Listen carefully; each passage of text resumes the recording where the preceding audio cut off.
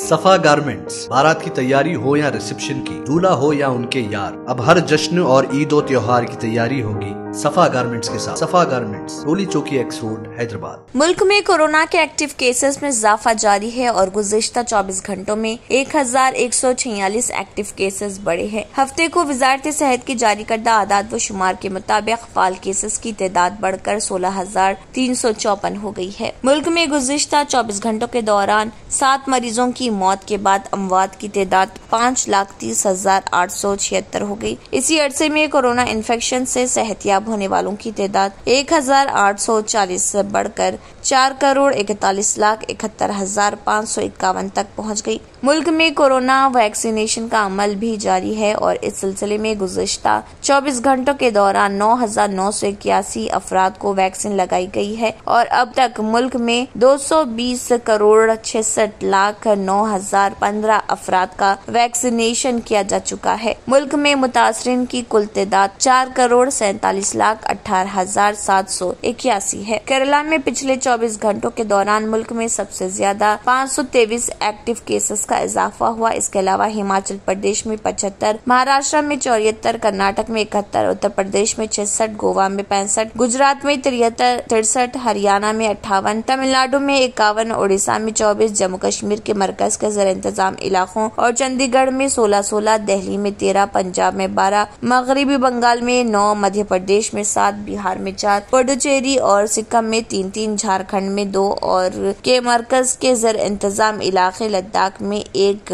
Case बढ़ा है। इस दौरान दिल्ली में इस बीमारी से 2, गुजरात में 1, कर्नाटक में 2 और पंजाब में 2 लोगों की मौत हुई।